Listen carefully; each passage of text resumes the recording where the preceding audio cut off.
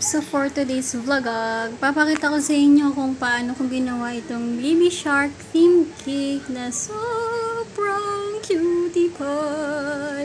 So syempre magsisimula tayo dito sa cake na ito, no? Basic lang naman siya. Chocolate cake siya na 4 layers. Ayan.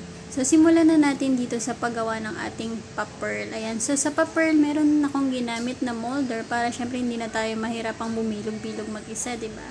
So, pag nilagyan niya siya sa molder, lagyan siya ng cornstarch para hindi siya dumikit. And then, ipop natin siya sa freezer doon para mas madali siyang matanggal. Same dito sa ating seahorse na ginawa. So, ayan. Dapat hindi siya lalagpas sa 5 minutes kasi pag lumagpas siya doon, mababasa na yung fondant and mahihirapan na rin kayong tanggalin. And then, next naman na ginawa ko dito is yung background niyang shell. So, kumuha lang ako dito ng barbecue stick para magkaroon ng indent. And then, itong pangkat lang din natin ng lines. Ayan, para magkaroon ng details ang ating shell. And then, ito na nga ang ating pearl. Nilagyan na natin siya ng silver dust para sa kanyang shiny, shimmering effect. Ayan. And then, gamitan lang natin siya ng water as glue para dumikit siya sa ating shell na ginawa. And then, itong shell pala na ito, nilagyan ko to ng wire sa likod para maging matibay siya dahil wala naman tayong time magpatuyo at magpatigas ng fondant. So, ayan, nilagyan natin siya ng wire. Ito yung mabilisang gawaan lamang.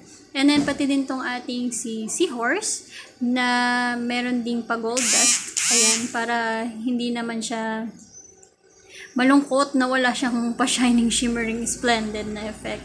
And next natin ginawa ay itong ating main character na si Baby Shark, si Daddy Shark, at si Mommy Shark. As you can see, mga peeps, wala akong cutter ng mga shark ng mga shark.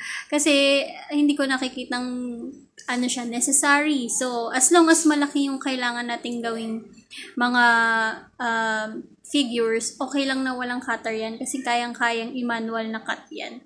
Pagka maliliit, ayun, mag-molder ka na, mag-cutter ka na kasi mahirap gumawa ng details kapag maliit. Pero pag mga gantong malalaki, kayang-kaya mo nang i-manual yan. So, kailangan mo lang ng imagination. And yung iba gumagawa ng outline, since hindi ako mahilig sa outline, ayan, tansya-tansya ang nangyari dyan sa ating baby shark. Ayan, simula sa kanyang mouth, sa kanyang ngipin, ayan, manual lang yan guys, kaya huwag kayong mawala ng pag-asa kung sakali man na wala kayong molder, kasi hindi siya necessary. Kayang-kaya mong gawin to kahit wala kang molder, cutter, ayan, at dali lang gawin madali lang palang gawin si baby shark, in fairness. First time ko lang siyang gawin and nag-enjoy naman ako. And then, ayan, meron tayo ditong kasamang pa-cupcakes ng ating cake. Ayan, rosette lang ang ating nilagay dyan. As always, mabenta ang ating rosette na style. And nilagyan din natin ng pearl. So, dahil meron nga tayong cupcake, dapat meron din tayong topper. So, DIY din to mga mamish ha. Ayan, so, bond paper lang siya, tapos nilagyan ng tape para medyo mas matibay siya. And then, ito na nga ang ating pag-assemble ng ating hiwagang cake. Ilagay na natin si Baby Shark, si Daddy Shark, at saka si Mommy Shark. And yung name ng ating celebrant, Happy Birthday, Baby Lian! And maglagay din tayo dito ng mga pearl na binato-bato lang natin para dumikit. Ayan, and then kala ko tapos na ako. So, parang may kulang, sabi kong ganun.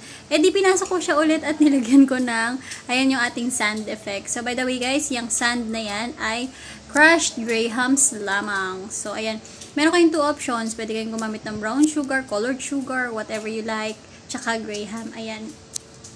And ito na nga ang ating final Baby shark, daddy shark.